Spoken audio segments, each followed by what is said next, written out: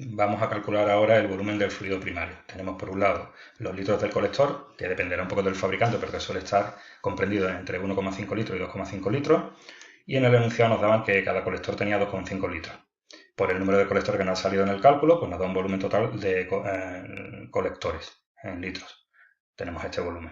Por otro lado tenemos la sección de la tubería que hemos calculado previamente, la longitud del circuito, de las tuberías del circuito que la hemos medido y nos daba 80 y nos daba un volumen total en metros cúbicos de la instalación. Haciendo la suma del volumen de los colectores, el volumen que está dentro del circuito y el volumen del intercambiador, que también suele estar entre 1,5 y 2 litros que nos facilita el fabricante, pues tenemos un volumen total del circuito primario de 29,25 litros en este caso. Una vez que tenemos ya el volumen total del circuito primario, lo que vamos a calcular es cuánto dilata ese volumen del circuito primario. Pues tenemos el valor total del circuito primario, que eran 29,25 litros, va a tener un aumento, en este caso de 0,085, que está en tantos por 1, que equivale a un 8,5%. ¿Por qué es este valor? Este valor viene un poco influenciado por la cantidad que tenemos aquí, que dice que el incremento del volumen de la mezcla agua anticongelante es un dato variable, pero se admite ese aumento de volumen debido a que consideramos que la instalación puede alcanzar unos 140 grados antes de que el fluido empiece a evaporarse. Esto va relacionado con el agua, con el glicol, a un porcentaje de un 40% aproximadamente. Esto nos cubre en bastantes zonas, ya por la temperatura que alcanza la instalación, tanto como el porcentaje de glicol que se le está añadiendo. Este dato refleja en tantos por uno lo que aumenta el volumen del líquido primario, como hemos comentado. Entonces tenemos el volumen total que teníamos, por ese porcentaje que va a aumentar, que es el 8,5%, pues tenemos que va a aumentar 2,49 litros ese volumen inicial.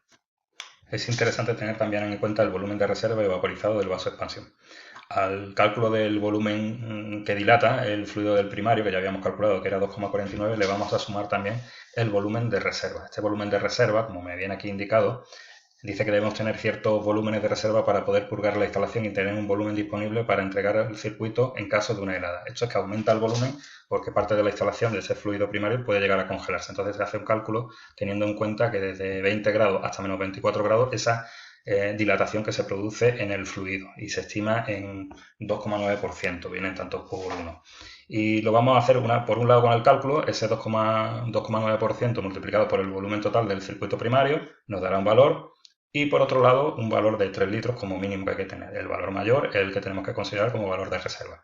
Posteriormente tenemos un volumen de vapor que se llama, que consideramos que se puede vaporizar todo el volumen de los colectores solares, pues porque no haya movimiento y recirculación, y entonces pues alcanza una temperatura muy elevada y podemos considerar que en un momento extremo se puede llegar a evaporar todo el fluido que existe en los conductos de los colectores. En este caso pues se considera un 10% más del volumen total que tenemos en los captadores. Pues en este caso, como el volumen que tenemos es de 6,9 litros, multiplicado por 1,1 nos da este valor, y la suma del volumen dilatado, de reserva y el de vapor nos va a dar un volumen útil del vaso de expansión.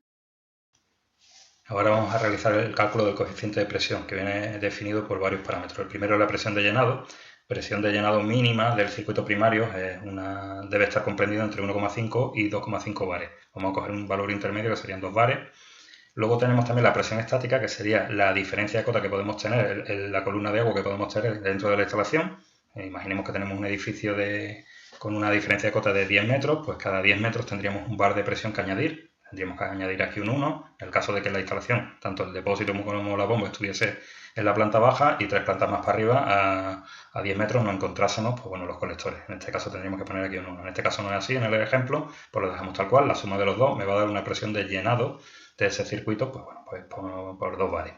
Luego tenemos la presión mínima. Esta presión mínima vamos a coger el valor añadido anteriormente, que es el de 2 bares, que viene aquí, 2 bares, y le vamos a añadir la presión atmosférica más un margen de seguridad para poder vencer el balón que tiene dentro el vaso de expansión. Entonces sería la presión mínima, la suma de ambas, tanto esta, estas tres, la suma de ambas me va a dar una presión mínima de llenado del vaso de expansión para poder vencer esa resistencia. Lo siguiente que vamos a calcular es la presión máxima de funcionamiento dentro del vaso de expansión. Y para ello consideramos la presión de las válvulas de seguridad, un valor que colocamos 6 bares, y luego vamos a elegir entre dos fórmulas que van relacionadas con ese valor de la válvula de seguridad para la presión máxima dentro de ese vaso de expansión. Por un lado, como nos indica aquí, vemos que la presión máxima puede ser 0,9 por la presión de la válvula de seguridad más 1 de la atmósfera. Y por otro lado, la presión máxima puede ser la de la válvula de seguridad por 0,65. Vamos a optar por la menor de esas dos opciones. En este caso tenemos 640 y 665 y nos vamos a quedar con 640. Pasamos a ver el cálculo del coeficiente de presión del gas en el vaso. El coeficiente de presión del gas en el vaso de expansión es una relación entre las presiones máximas dentro del mismo y las presiones mínimas. Como me indica aquí, el coeficiente de presión es esa relación entre máximas y mínimas presiones dentro del vaso para después poder calcular el total del vaso de expansión. Antes hemos considerado el valor útil y ahora necesitamos el valor total, puesto que una parte del vaso pues también va influenciada por un gas que tiene en su interior. Y la fórmula sería el coeficiente de presión es igual a la presión máxima dividido la presión máxima menos la presión mínima. Bueno, pues ya tenemos todos los datos necesarios para calcular el volumen del vaso de expansión. Tenemos el coeficiente de presión, que lo acabamos de calcular previamente, lo vamos a multiplicar por el volumen útil, que también lo hemos calculado, que es el volumen en el cual va a absorber el vaso de expansión. El vaso de expansión lo vamos a tener aquí, pues el fluido entraría por esta zona inferior, iría llenando el exceso de líquido del primario debido a la sobrepresión, iría empujando esta parte del vaso de expansión. La membrana pues separa el gas del fluido del primario. Y obtendríamos un volumen de 28,86, en este caso son litros. Esto es lo que nos indica es que debemos buscar un vaso de expansión que esté siempre por encima de este valor en litros totales. Podemos poner el ejemplo de estos tipos de vasos de expansión. Tenemos dos tipos, el tipo A y el tipo B, y en este caso nos iríamos el valor que esté por encima de 28. Bueno, tendríamos en este caso el de 35, vaso de expansión de 35 litros, que tiene sus características, sus códigos, la capacidad, la presión máxima que es capaz de admitir, y la presión de tarado que trae de fábrica, y bueno, con estos datos pues elegiríamos. Lo último que nos falta por calcular es la bomba del primario. Ya hemos calculado el vaso de expansión previamente, pues ahora tenemos la bomba del primario. Tenemos la pérdida de carga que viene en milímetros de columna de agua de la tubería, pues la habíamos calculado previamente, nos salía 18,12. Recordamos que tenía que ser menor de 40. Los metros de la tubería, ya habíamos calculado todos los metros que llevaba la tubería de la instalación. Y luego es importante las pérdidas de carga que le vamos a añadir a esos metros de tubería. En pérdida de carga considerada por los accesorios, cambios de sentido, etcétera, se suele considerar un 20% sobre el total de la longitud de las tuberías, es una longitud equivalente. Si los trazados son más sinuosos, son más complicados, se suele añadir pues un 30%. Y si realmente queremos hacer un cálculo más exhaustivo, lo que tendríamos que hacer, pues evidentemente es ir por pérdida de carga por cada accesorio y hacer la longitud equivalente. Estos son valores que se suelen utilizar y suelen venir bien. El 20% añadido a la longitud total en el caso de que sea un trazado normal.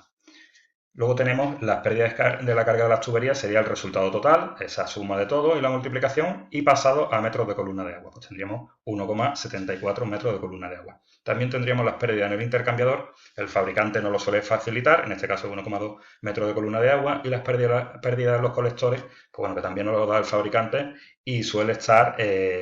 suele rondar los 0,15 milímetros de columna de agua. Haciendo la suma de los tres, de los colectores, el intercambiador y la longitud del circuito que tenemos del primario, pues tendremos el total de las pérdidas. La suma de las pérdidas, como hemos comentado.